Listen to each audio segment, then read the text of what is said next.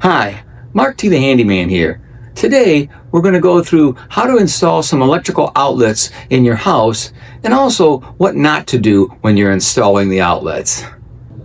Today, on this video, we are going to go through some common mistakes that are made while installing a new household receptacle. We will be using a residential 15 amp receptacle using 14 gauge solid wire.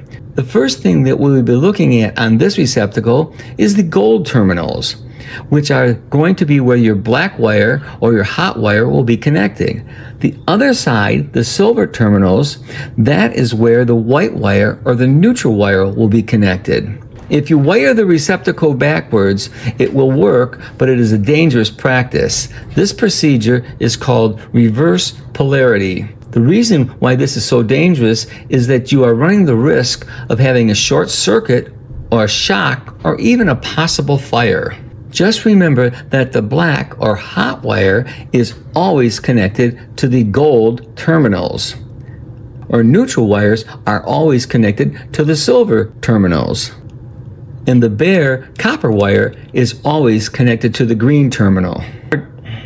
Just a little bit more information about the neutral side of the receptacle. It has a larger opening so that you can not insert the appliance plug incorrectly. This will make sure that you are protected from potential electrical hazards. This receptacle is a typical receptacle that you would find in your house. These receptacles typically require a hook application.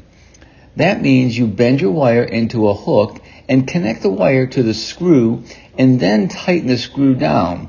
But you want to make sure that when you strip the insulation from the wire, you strip the correct amount. On most new receptacles, the manufacturer has provided a stripping gauge. All you need to do is put the wire in the stripping gauge, and the stripping gauge will tell you exactly how much insulation you need to cut off. You place the wire in the gauge, mark the wire, and then strip the insulation off with your wire stripper. These wire strippers provide a hole that will allow you to create a perfect J-hook for the outlet. You can also use needle nose pliers to create the J-hook.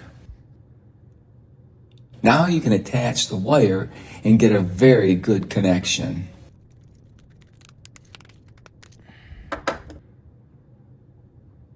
If you strip too much insulation, you will run into the risk that the bare wire will be exposed and the possibility of causing a short if the bare wire touches the ground wire or any other object as you push the wires back into the electrical box.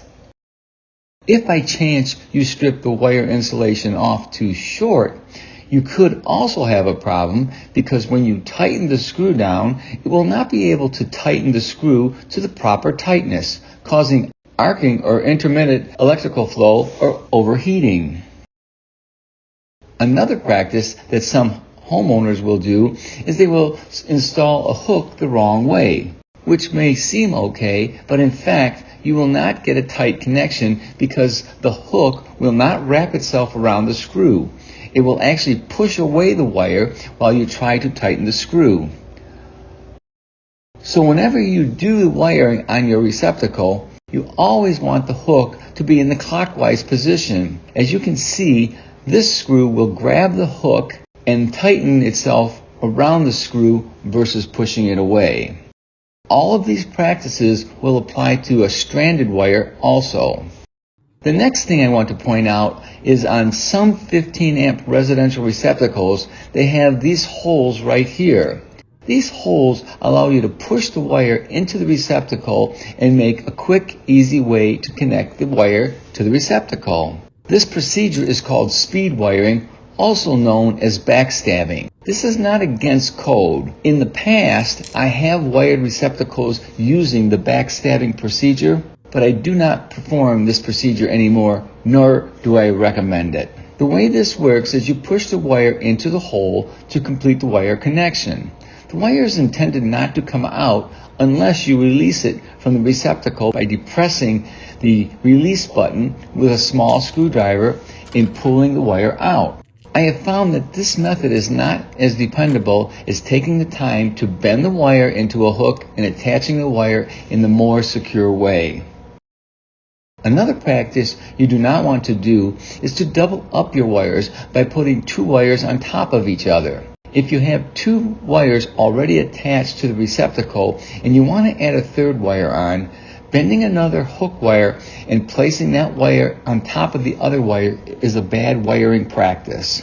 This is not only against code, but it is also dangerous because you cannot get a good connection with the two wires layered on top of each other. When you place two wires together on one terminal, over time the terminal will become loose, potentially causing arcing, damage to the receptacle, and possibly causing a fire. If you need to add a device to the receptacle, you should install a pigtail and then use the wire nut to connect the wires. Another suggestion I have is the tool that you use to tighten the screws up on the receptacle. Most of the new receptacles come with a screw that will accommodate a Phillips head screwdriver, a flathead screwdriver, a square bit or a Robinson bit, and a combination bit.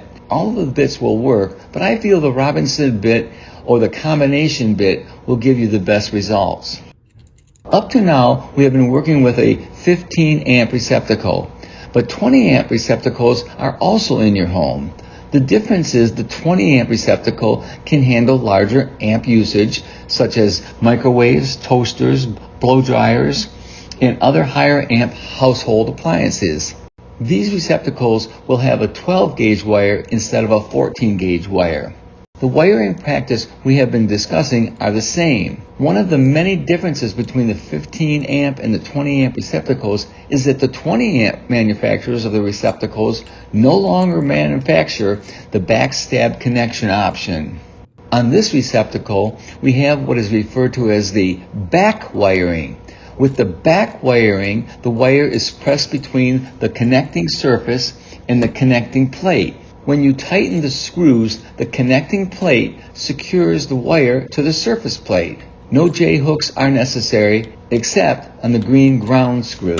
These receptacles also have a wire gauge to make sure that you strip your wire to the proper length. By the way, I am using this Klein 15-in-1 screwdriver, which offers me the different bits we talked about earlier. Hopefully, this video will give you information on how to wire in a household electrical receptacle. If you like this video, give me a thumbs up or a like. If you want to see more of my videos, please subscribe to my YouTube channel. Thanks for watching.